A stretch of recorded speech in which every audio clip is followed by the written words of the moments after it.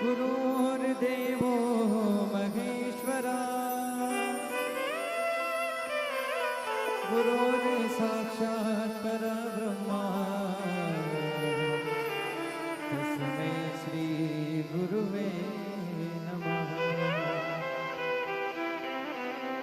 वो मुझे इतना प्यारा गुरु मिला, गुरु का सोना दरबार मिला। मुझे इतना प्यारा गुरु मिला, गुरु का सोना दरबार मिला। जिनके चरणों में दुनिया झुकती, जिनके चरणों में दुनिया झुकती, मुझे अनमोल वो मोती मिला, मुझे अनमोल वो मोती मिला। मुझे इतना प्यारा गुरु मिला, गुरु का सोना दरबार मिला। मुझे इतना प्यारा गुरु मिला, गुरु का सोना दरबार मिला।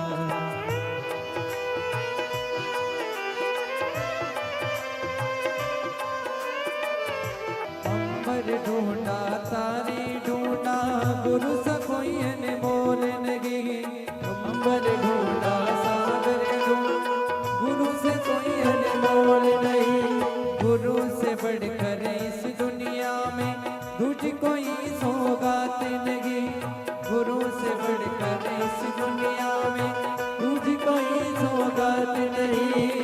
शायद मेरे अच्छे कर्म थे, शायद मेरे अच्छे कर्म थे, मुझे सतगुरु तेरा प्यार मिला, मुझे सतगुरु तेरा प्यार मिला। मुझे इतना प्यारा गुरु मिला, गुरु का सोना दरबार मिला। मुझे इतना प्यारा गुरु मिला, गुरु का सोना दरबार मिला।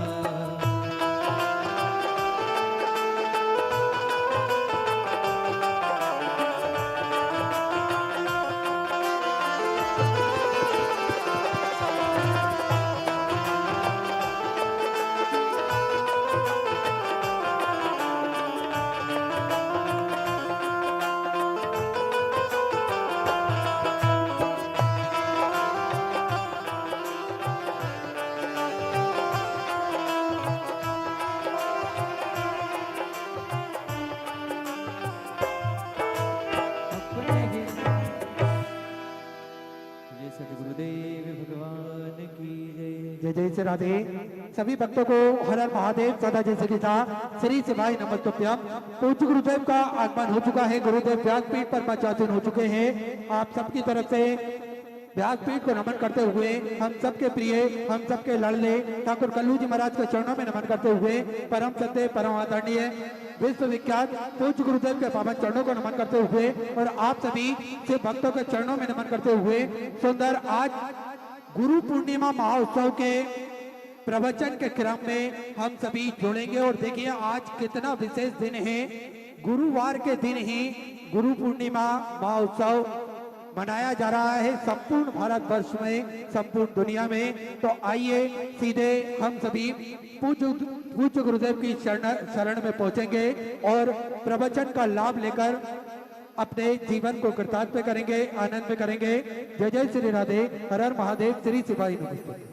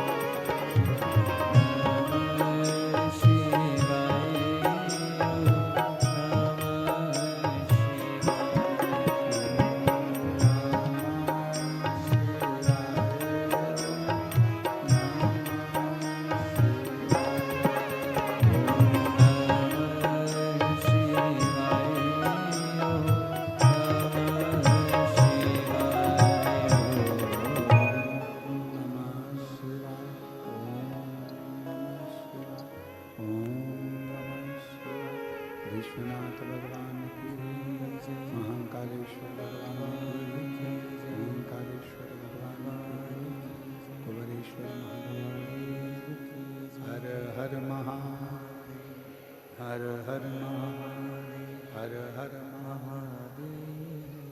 भगवान शिव भोगरदानी त्रिकालदर्शी कैलाशी विनाशी देवादिदेव महादेव जिनकी पवित्र पावन भूमि कुबरेश्वर धाम पर गुरु पूर्णिमा महोत्सव जो आयोजित किया गया 5 तारीख से 10 तारीख तक का ये दिव्य और भव्य आयोजन, जिसमें भगवान शिव की अविरल भक्ति को आप और हमने प्राप्त किया। आज व्यास पूर्णिमा है, गुरु पूर्णिमा है। भारत भूमि के सभी संतों को, साधुओं को, तपस्वियों को, गुरुजनों को, मठाधीश, महामंडलेश्वर, जगत गुरु एवं चारों पीठ के जो संपूर्ण सनातन को जागृत कर रहे हैं, इससे जगत गुरु शंकराचार्य के चरणों में एवं सभी गुरुजनों को, विप्रजनों को, ब्राह्मण जनों को इस व्यासपीठ से दंडवत प्रणाम कर कर सभी गुरुओं के चरणों को नमन करता हूँ। सबके चरणों को प्रणाम करता हूँ। गुरु जीवन का वो सार है जो आपको और हमको मंजिल तक पहुंचा देता है। माता रूपी गुरु आपको बड़ा कर कर सोचने समझने की शक्ति प्रदान करता है। पिता रूपी गुरु आपका हाथ पकड़कर आपको व्यापार करना, व्यवहार करना, ये पिता सिखा देता है। शिक्षक अच्छा शिक्षण देकर, पढ़ाकर आपको विद्वान बना देता है। और चौथे नंबर पर है सदगुरु, जो गुरु दीक्षा देकर भगवान देवादिदेव महादेव से मिला है।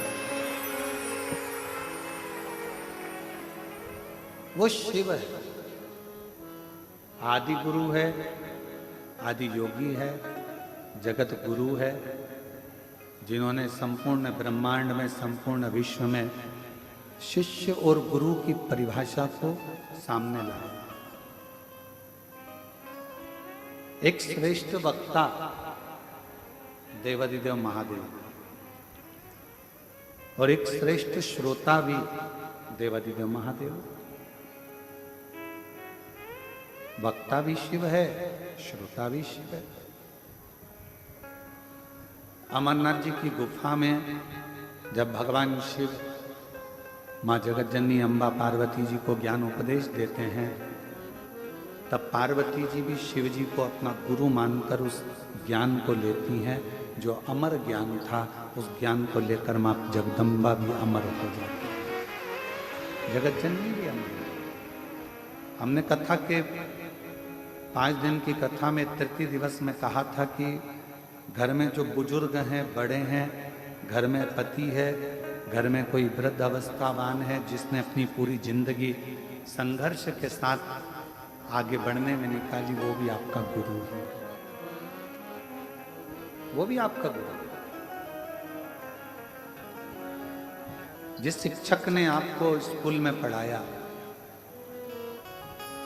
जिस शिक्षक ने आपकी कलम को चलाना सिखाया, वो शिक्षक भी एक बहुत बड़ी भूमिका गुरु की रखता है। एक माता पिता गुरु, शिक्षक और गुरु,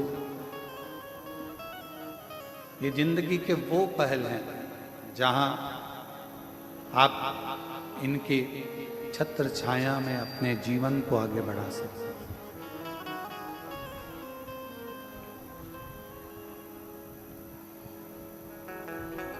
और बचपन खेल में खोया, जवानी नींद भर सोया, बुढ़ापा देख कर रोया, सिराने मौत हंसी। हमारा बचपन, दुनिया कहती है कि माता की गोद में निकला, पर माता के संस्कारों में हमारा बचपन निकला। दुनिया के लोग कहते हैं कि जवानी भोग और विलास में निकाली, परंतु हमारी जो कर्मठ शिव का भक्त होता है, जो संस्कारों में डूबा हुआ होता है, उसकी जवानी अवस्था भी अपने पिता के बतलाए मार्ग पर निकलती है।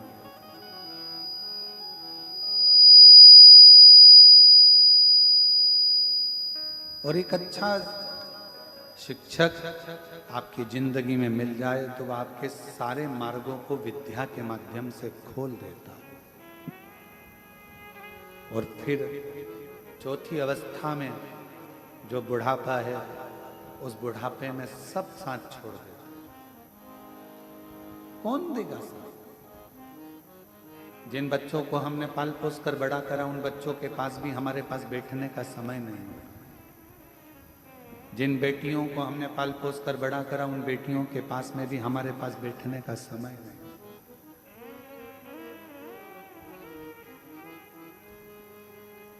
लोग अपने अपने घरों में अपनी अपनी पत्नी से, अपने परिवार से, कुटुंब से फोन पर बात करेंगे, पर बुजुर्ग से बात करने वाला कोई नहीं। तब उस जगह पर जब आपकी वृद्ध अवस्था आएगी, तब चौथे नंबर का जो गुरु होता है, जिसने आपको परमात्मा से जोड़ा होता है, जिसने आपको वेद पुराण से जोड़ा होता है, जिसने आपको शिव महापुराण से, भागवत पुराण से, रामायण से, गीता से जोड़ा हुआ होता है, वो सतगुरु आपके बुढ़ापे में आपको मंत्र के बल से इतनी शांति प्रदान कर देता है कि संसार के लोगों की नहीं, फिर परमात्मा की ही स्मरण होती है। फिर संसार के लोगों का स्मरण नहीं आएगा, फिर स्मरण आएगा तो परमात्मा का।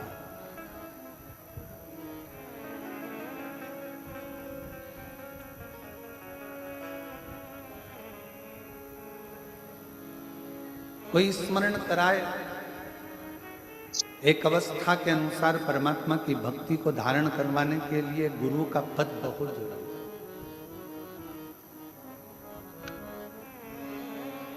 और फिर निवेदन करेंगे, आज गुरु पूर्णिमा है, आप लोग टीवी के माध्यम से आज व्यास पूर्णिमा, गुरु पूर्णिमा महोत्सव में मना रहे हो। मान लो तुम्हारा भी कोई गुरु नहीं है ना, तो आज ही एक निर्णय करना और अपने घर में या शिवालय नजदीक में मंदिर हो, वहाँ थोड़ा सा जल चढ़ाकर श्री शिवाय नमस्तुभ्यम बोलकर शंकर जी को अपना गुरु बना लेना। शिव और भगवान देवादिदेव महादेव को जब हमने अपना गुरु बना लिया, तो हमारा ये जन्म और वो जन्म, जितने भी जन्म अगर मान लो कहीं होता है, कभी कभी हो सकता है कि कर्म भोग के कारण फिर हमारा जन्म हो जाए, परंतु आप चिंता मत करो, आपका दूसरा जन्म नहीं होने वाला, क्योंकि आपने शिव महापुराण की कथा बहुत सुनी है। तो हम आपके लिए तो नहीं, परंतु हो किसी के लिए कि भाई ये जन्म वो जन्म, ना जाने कितने कितने जन्म जो इस मृत्यु लोक में आप और हमको मिले। जब ये जन्म और वो जन्म मृत्यु लोक में जितने जितने जन्म आपको और हमको मिले हैं, उन सारे जन्म और भी अगर कोई मिलेंगे तो ये निश्चित है, अगर एक बार देवादिदेव महादेव आपका गुरु बन गया तो किसी जन्म में तुम्हें भटकना नहीं। और मैंने तेरे ही भरोसे बाबा, तेरे ही भरोसे हवा बिच उड़ती जावांगी बाबा, डोर तो छड़ी ना में कटी जावांगी। भोले मैं तेरी पतन शंभू, मैं तेरी पतन हवा बिच उड़ती जावांगी बाबा, डोर तो छड़ी ना में कटी जावांगी। शिव गुरु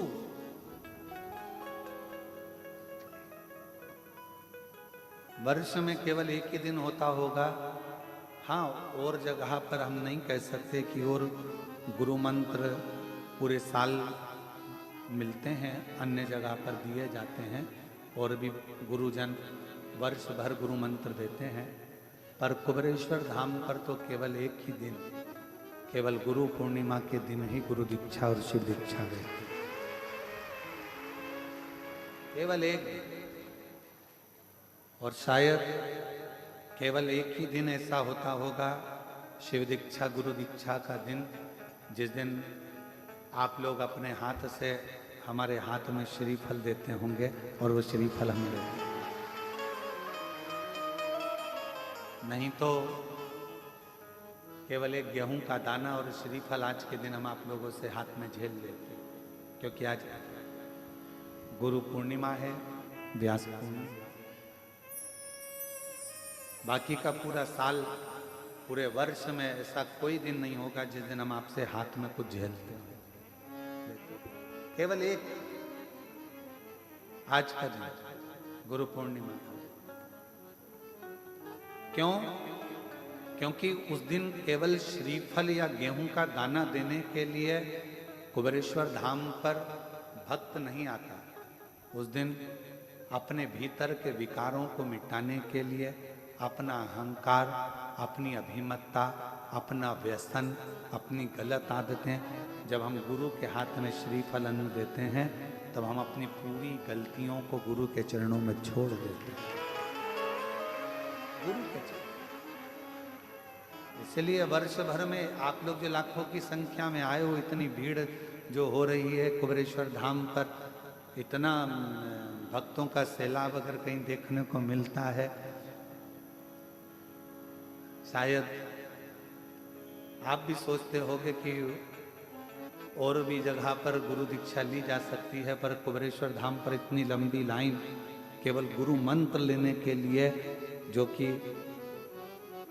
3-3, 4-4, 5-5 घंटा, बल्कि हमारे हिसाब से तो सुबह से लेकर 10 बजे तक भी आप लोग लाइन में लगे हो, तो लगभग 5-5, 6-6 घंटे लाइन में लग आप लोगों ने गुरु दीक्षा, शिव दीक्षा, इतनी लंबा लोगों ने इंतजार किया। और ईश्वर को पाना और गुरु को पाना कोई सरल नहीं है। जब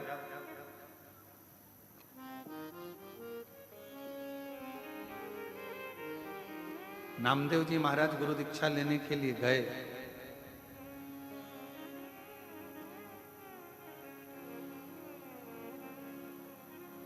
विशोबा थिएटर जी ने कहा, इतना भीड़ लगा हुआ है, गुरु दीक्षा लेने आए हैं, इनकी थोड़ी परीक्षा तो होना चाहिए। देव एक एक धर कर सबको। नामदेव जी ने कहा, हम यहाँ गुरु मंत्र लेने आए हैं, यहाँ हम कुछ महारथी खाने थोड़ी ना आए, हम तो गुरु दीक्षा लेने के लिए आए। और फिर अंत में विशोबा थिएटर जी ने कहा, एक काम करो कि सबको अंदर बुलाओ, जिसने धक्का खा लिया, जिसने मार खा ली। और नामदेव जी बाहर खड़े हुए थे, तो विशोबा थिएटर जी ने बुलाकर पूछा, नामदेव क्या बात है? मैं गुरु मंत्र लेने के लिए आया था, पर इतना धक्का खाना, इतना परेशान होना, इतना कष्ट झेलना। विशोबा थिएटर जी ने कहा, नामदेव, जो गुरु के दरवाजे पर एक बार धक्का खा लेता है, फिर वो दुनिया के धक्के कभी नहीं खाता।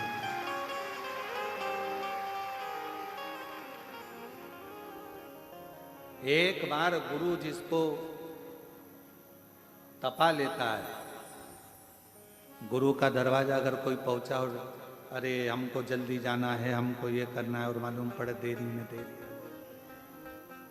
धक्का, लाइन लगी है, बहुत इंतजार हो रहा है, अब मंत्र मिलेगा, गुरु चरण का दर्शन मिलेगा, गुरु पाद का दर्शन मिलेगा, कुछ और इंतजार करते रहे। फिर भीड़ भड़का धक्का। जिसने गुरु के सम्मुख में, गुरु के दरवाजे का, गुरु द्वारे का एक बार गुरु के दरवाजे का धक्का खा लिया, फिर उसे संसार में कोई पैदा नहीं हुआ जो धक्का दे दे, क्योंकि गुरु के दरवाजे से मजबूत हुआ।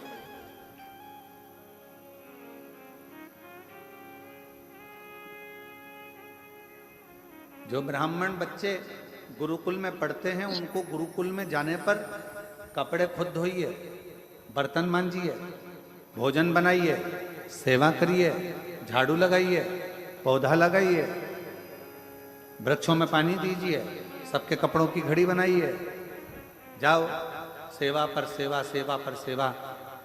शिष्य से, ब्राह्मण बच्चों से जो गुरुकुल में रहते हैं उनसे गुरुजी करवाते। क्यों?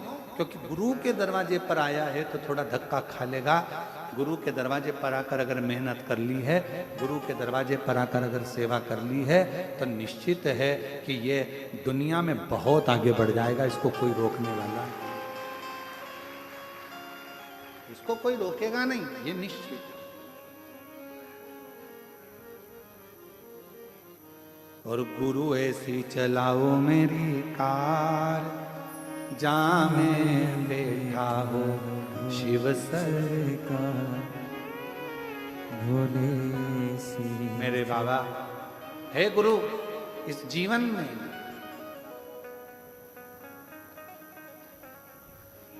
और इस गाड़ी के चार हैं पाए, इस गाड़ी के सारे पाए। धर्म, अर्थ, काम और मोक्ष के ये चार चक्के हैं।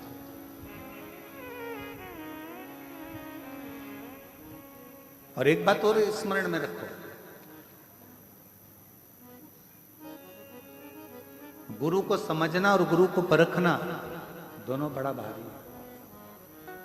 दुर्वासा बाबा पहुंच गए द्वारकाधीश के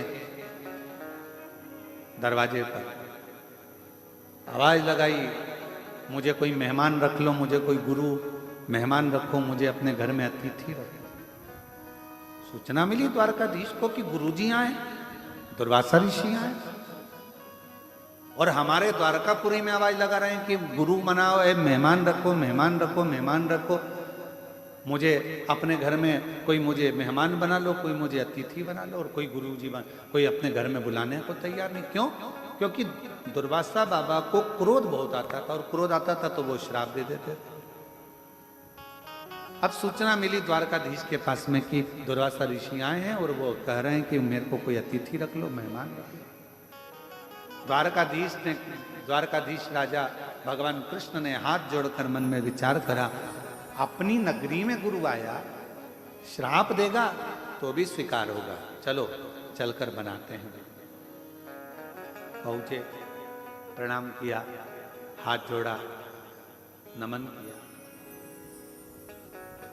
आप हमारे अतिथि बन जाओ, आप हमारे मेहमान बन जाओ। दुर्वासा जी ने कहा, तुम मुझे मेहमान तो बना रहे हो, पर मेरी बात मानना पड़ेगी, हम तुम्हारी बात मानेंगे, चलो मानो मेहमान। तुम मुझे जानते हो ना, मेरे को क्या पसंद है, क्या हम सब जानते हैं, आप चलो मेहमान बनो। दुर्वासा बाबा मेहमान बन गए। दुर्वासा ऋषि कभी तो रसगुल्ला खाने को मांगे, कभी गुलाब जामुन मांगे। द्वारकाधीश बाबा ने अपनी नगरी में भंडारियों को सूचना कर दी कि जब तक दुर्वासा ऋषि द्वारका में रहें तब तक 56 तरह का भोजन बनाकर तैयार रखें। इसलिए द्वारकापुरी में आज भी 56 तरह का भोजन प्रतिदिन बाबा की उस अविरल धारा में बनता रहता है, और 56 भोग द्वारकानाथ को लगता है। और मैं द्वारकाधीश पुरी के सभी विद्वत ब्राह्मणों के पावन चरणों को नमन करता हूं, उन पुजारियों को नमन करता हूं, उन पंडाओं को नमन करता हूं जो द्वारकाधीश की सेवा में, दाऊ दादा की सेवा में दिन रात लगे रहते हैं, और प्रतिदिन बाबा द्वारकानाथ को 56 भोग लगाते रहते हैं। ऐसे ब्राह्मणों को, ऐसे पंडाओं को, ऐसे द्वारकाधीश के पुजारियों को, ऐसे पंडाओं को नमन कर। अब द्वारकाधीश के पवित्र भूमि पर तो रोज 56 भोग बने। एक दिन दुर्वासा बाबा जिस कुटिया में रहते थे उसमें उन्होंने आग लगा दी। आग लगाने वाला कोई दूसरा नहीं था, दुर्वासा ऋषि ने लगा। पूरे नगरी में बात हो गई, दुर्वासा जी की कुटिया जल गई, कुटिया जल गई। सबने पानी लाए डाले, द्वारकाधीश आकर खड़े हो गए। भगवान द्वारकानाथ ने कहा आग कैसे लगी? सब आग बुझाने में लगे थे। दुर्वासा ऋषि पीछे से आके थप थपाकर पीठ को बोले मैंने लगाई। द्वारकानाथ बोले आपके घर में आपने ही आग लगा दी? तो कहा मेरी मर्जी, मैं तो मेहमान हूं, आग भी लगा सकता हूं। द्वारकानाथ ने सोचा ठीक है, जो हरी इच्छा। अब उधर तो झुपड़ियां जल रही थी और द्वारकानाथ से दुर्वासा ऋषि ने कह दिया कि मुझे खीर खाना है, अब्बी की अब्बी बुलाई। खीर लेने के लिए आवाज लगाई द्वारकानाथ ने, रुक्मणी जी खीर लेकर आई। रुक्मणी जी ने खीर द्वारकानाथ को दी, द्वारकानाथ ने खीर दुर्वासा ऋषि को दी। दुर्वासा बाबा ने खीर आधी खाई और आधी खाकर भगवान कृष्ण के ऊपर फेंक दिया कटोरा।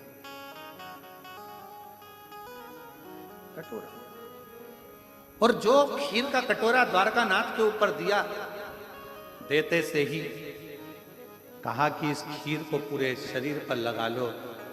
द्वारकाधीश ने पूरे शरीर पर खीर लगा ली।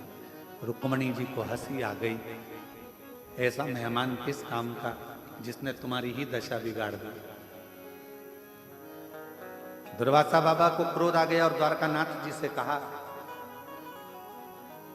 आज मैं रथ पे बैठकर पूरी द्वारका घूमने के लिए जाऊंगा, पर रथ में कोई घोड़ा और घोड़ी नहीं लगेंगे, रथ को खींचने के लिए रुक्मणी लगेगी।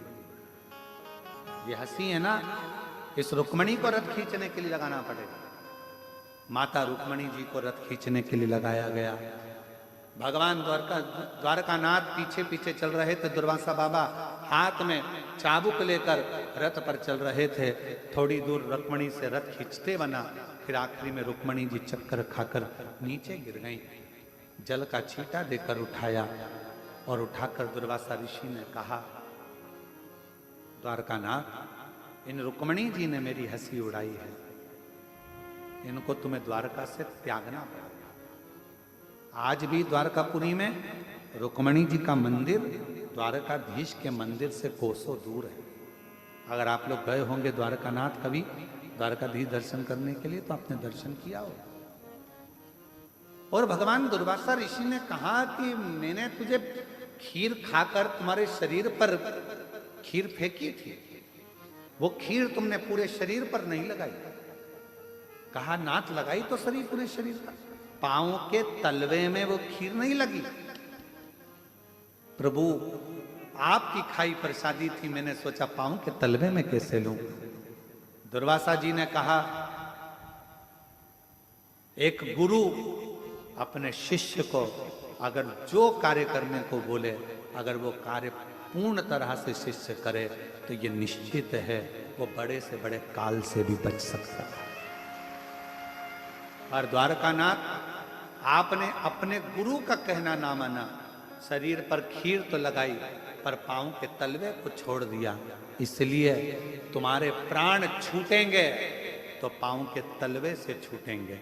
अगर भागवत जी में आपने श्रीमद् भागवत में श्रवण करा होगा तो भागवत में वर्णन आता है कि जरा नाम के व्याघ्र ने बाण छोड़ा था। भगवान पांव के ऊपर पांव रखकर बैठे थे और पांव के तलवे में वो बाण लग गया था और द्वारकाधीश के प्राण शरीर वो पांव के तलवे से छूट गए थे।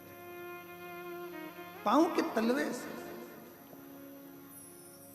भगवान दुर्वासा ऋषि ने कहा कि मैंने तो तुमको ये एक कवच दिया था, और गुरु कभी भी दुनिया की दृष्टि में भले लोगों को लगे कि गुरुजी ने अपना शाल दे दिया, गुरुजी ने अपना सामान दे दिया, गुरुजी ने बेलपत्र दे दी, गुरुजी ने ये दे दिया, ना बिना मांगे द्वारकाधीश बाबा को मांगना नहीं पड़ा। दुर्वासा बाबा से बिना मांगे ही खीर फेंक दी थी, कवच दे दिया था। गुरु से मांगना ना पड़े और गुरु हृदय से अगर कृपा की दृष्टि ही कर दे, मुस्कुरा आनंद के साथ एक बार गुरु अगर देख ही ले तो समझ लो कि जिंदगी सवर जाए, जिंदगी सवर। अब यहां तो मांगा नहीं गया है, खीर फेंकी गई है शरीर। कई लोग कहने ये शॉल तो इतना 50 रुपए का होगा, 200 रुपए का होगा, गुरुजी ने जो दिया वो 200 का होगा, 250 का होगा, 500 का होगा, 1000 का होगा, 10,000 का होगा, या गुरुजी ने जो दिया वो छोटा मोटा होगा, हल्का फुल्का होगा। पर गुरु शिष्य को कुछ भी हल्का नहीं देता। वो गुरु शिष्य को उतना देता है कि वो हल्के से वजनदार होता चले,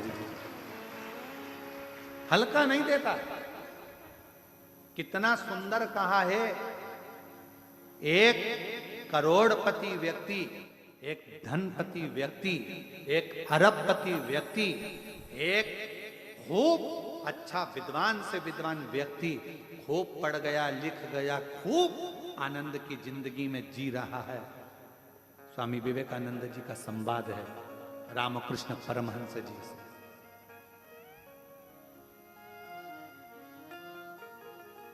आपकी दृष्टि में स्वामी विवेकानंद जी ने रामकृष्ण परमहंस जी से पूछा, आपकी दृष्टि में बहुत पढ़ा लिखा व्यक्ति, बहुत विद्वान व्यक्ति कौन है? रामकृष्ण परमहंस जी ने उसी समय पर कह दिया, हमारे लिए तो केवल शून्य। शून्य? हाँ, कोई बड़े ओहदे पर जाकर बैठ गया, बहुत बड़े पद पर जाकर बैठ गया, तो रामकृष्ण परमहंस जी कहते हैं हमारे लिए शून्य। तो आपके लिए श्रेष्ठ कौन है? रामकृष्ण परमहंस जी ने कहा, जो ऊंचे से ऊंचे ओहदे पर भी जाकर बैठ जाए और अपनी जिंदगी में एक बार किसी गुरु की शरण में बैठकर गुरु मंत्र ले ले, तो समझ लो वो दुनिया का सबसे श्रेष्ठ है। गुरु दीक्षा।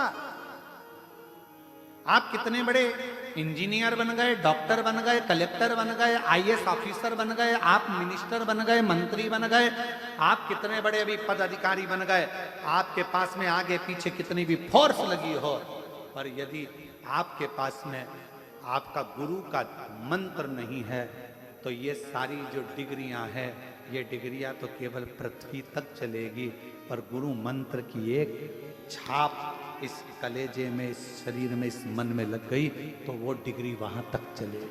वो डिग्री है। गुरु मंत्र केवल मंत्र नहीं है, गुरु दीक्षा केवल दीक्षा नहीं है। गुरु ने आपके ऊपर छाप लगा दी है कि तू अब शिव का हो गया, शंकर का हो गया, शिव का, तुझे कोई मिटा नहीं सकता। तुम लोग सब बाहर से आए हो? अरे बोलो तो जम के। ठीक है, अगर बाहर से आए हो तो यहां से जाते जाते आप लोग रोड पे से जब चलो तो देखना पेड़ों के ऊपर सफेद कलर पुता रहता है। जंगल में कहीं जाओगे तो पेड़ों के ऊपर रास्ते रास्ते में सफेद कलर थोड़ा थोड़ा सा पट्टा पुता रहता है। क्यों पुता रहता है? क्योंकि वन विभाग वालों ने कह दिया ये पेड़ सरकारी है।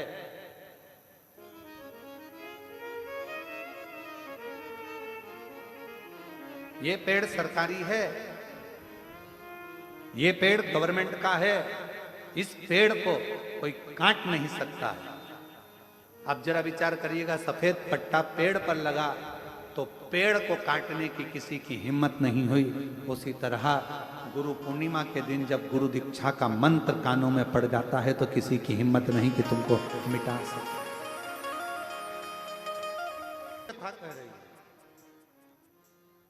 जिस वृक्ष पर एक सफेद कलर का पट्टा लग जाता है, उस वृक्ष को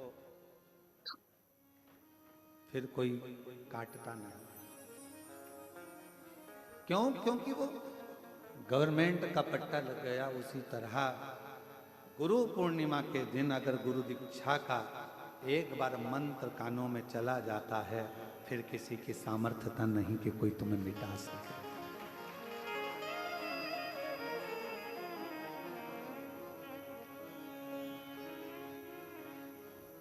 बस याद रखो, अपने विश्वास को पक्का रखो, शिव के प्रति भी और गुरु के प्रति।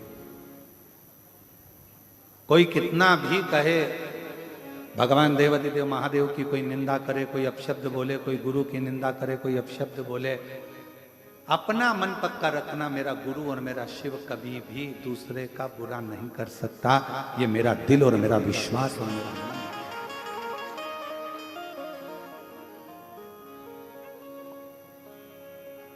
फूलों की कलियों में, काशी की गलियों में, फूलों की गलियों में, काशी की गलियों में, तेरे बिना कुछ कहीं ना,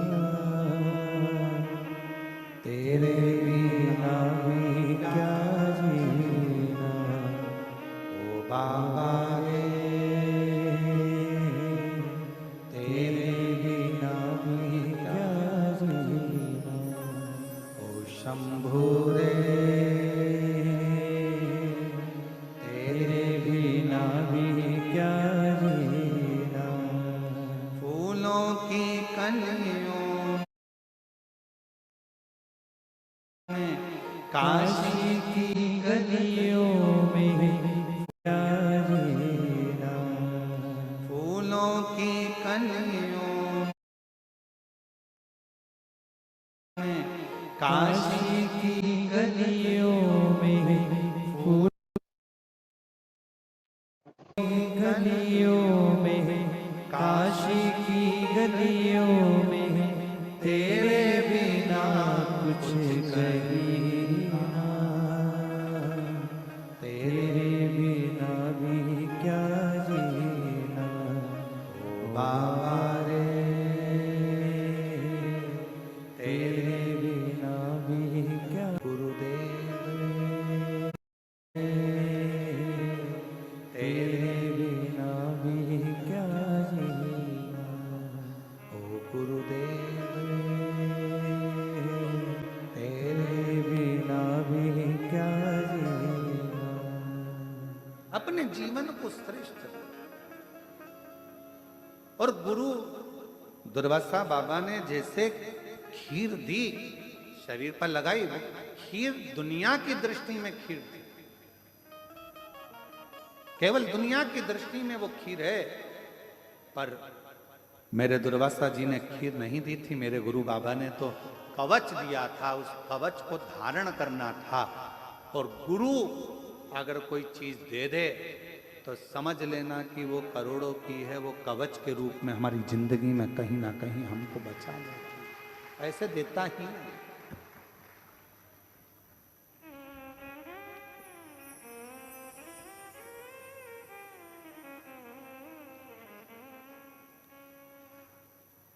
बस अपने जीवन को शिव के रंग में रंगना। अब एक बार हमने ये बात कह दी थी कि अपने जीवन को शंकर के रंग में रंगना, तो लोगों ने पूछा शिव जी का रंग कौन सा?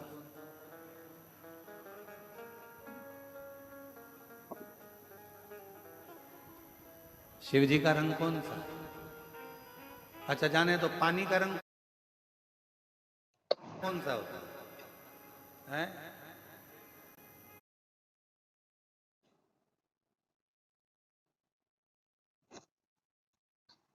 पानी का कोई रंग होता है? जम के तो बोलो जरा।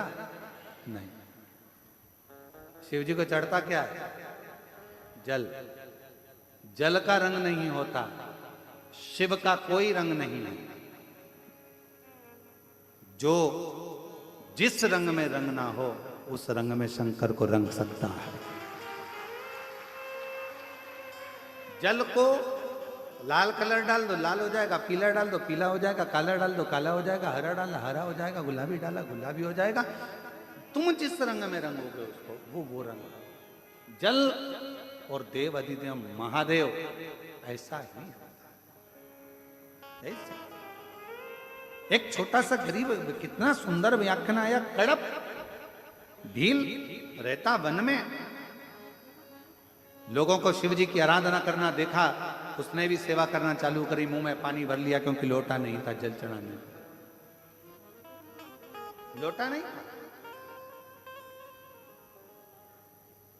हमको एक स्मरण आ रहा है, सोमानी जी कथा कराए थे परली बैजनाथ में, और परली में कथा चल रही थी, सोमानी परिवार कथा कराया था।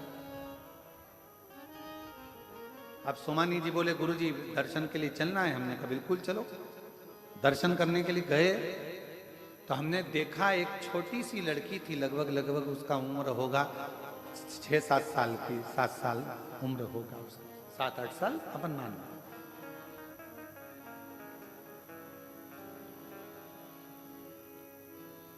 सब हाथ में दूध और जल लेकर खड़े थे उस बाबा देवाधिदेव महादेव परली श्री बैजनाथ जी को चढ़ाने के। सब खड़े थे।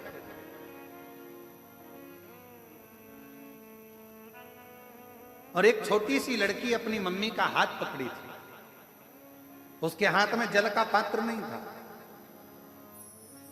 उसके पास में खुद का एक छोटी सी फ्राक पहनी थी, जिस फ्राक में ऐसी बद्दी लगी थी, बद्दी में से एक रुपट्टा निकला हुआ था पतला सा। वो रुपट्टा आगे का भाग उसका गीला था, उस गीले रुपट्टे को पकड़ी हुई थी। हमको लगा कि अभी तो ऐसा मौसम भी नहीं है कि पानी में गीला हो गया हो, तो हमने सोमानी जी से कहा सोमानी जी जरा रुको, मेरे को इस बेटी से बात कर। हम बेटी के पास गए, उससे कहा श्री शिवाय नमस्तुभ्यम। उसने कहा सियोर वाला महाराज। हमने कहा तो हमने पूछा बेटा तुम्हारे हाथ में क्या है? तो कहा कपड़ा। अच्छा तो तुम ऐसी क्यों पकड़ी हो? कहा गीला है। हमने पूछा गीला क्यों करा है? मम्मी बोली थी कि एक हाथ मेरा पकड़ के चलना, भीड़ है। दूसरे हाथ में मेरे पास लोटा नहीं था, मैंने अपना जल कपड़े में भर लिया। अंदर जाऊंगी तो बाबा पे निचोड़ आऊंगी।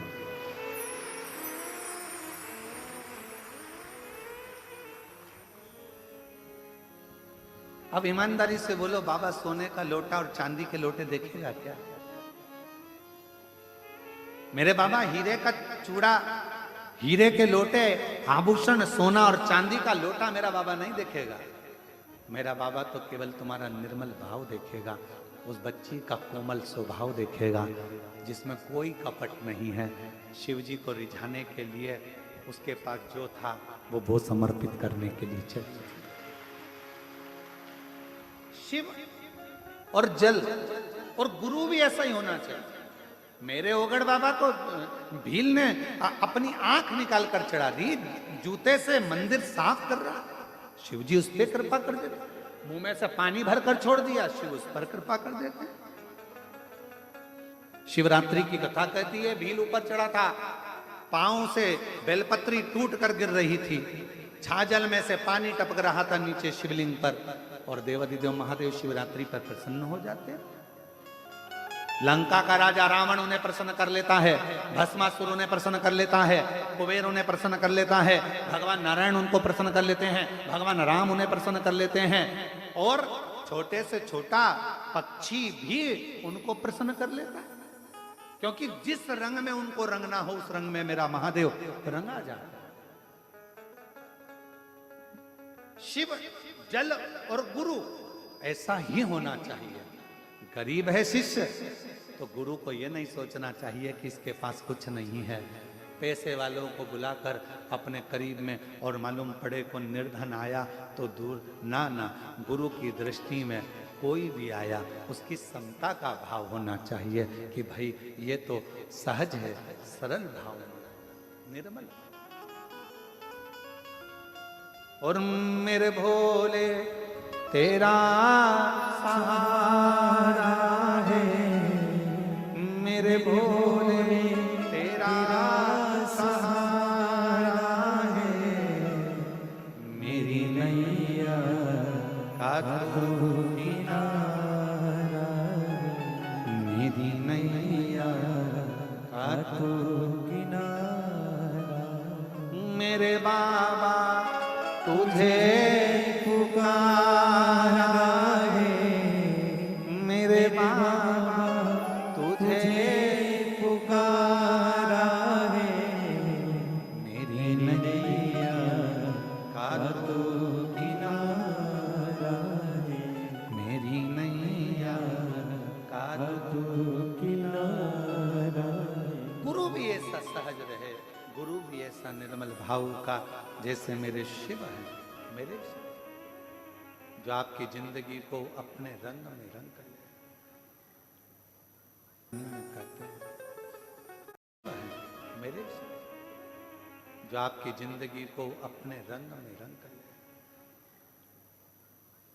हमारे मालवा के संत श्री नागर जी महाराज अपनी वाणी में कहते हैं, राम लक्ष्मण भरत शत्रुघ्न हनुमत में चूनर में, राम लक्ष्मण भरत शत्रुघ्न हनुमत में चूनर में, सरयू जैसी लहरा पाड़े ऐसी रखो गुरुदेव चुनर ऐसी रंगो गुरुदेव। और हमारे दीनानाथ जी अपनी वाणी में हमेशा कहते आए हैं,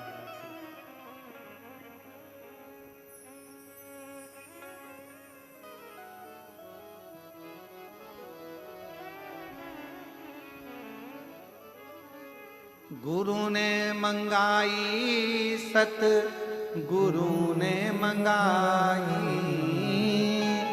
गुरु ने मंगाई सत गुरु ने मंगाई ऐसी प्रेम भिक्षा रे, गुरु ने मंगाई ऐसी प्रेम भिक्षा रे, गुरु ने मंगाई ऐसी प्रेम भिक्षा रे, गुरु ने मंगाई ओ गुरु ने मंगाई, सतगुरु ने मंगाई, गुरु ने मंगाई, सतगुरु ने मंगाई ऐसी प्रेम भिक्षा रे, गुरु ने मंगाई ऐसी प्रेम भिक्षा रे, गुरु ने मंगाई।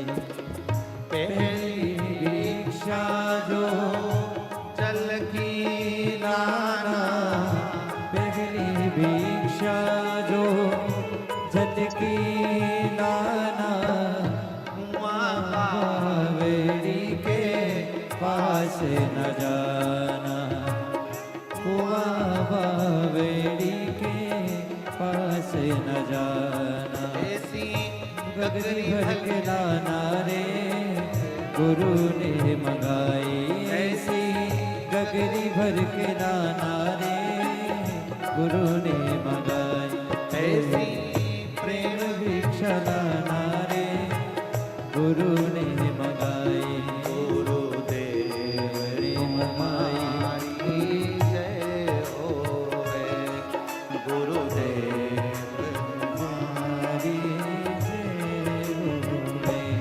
महादेव हमारी जय होवे, ओ महादेव तुम्हारी जय होवे, गुरुदेव तुम्हारी जय होवे, गुरुदेव तुम्हारी जय होवे।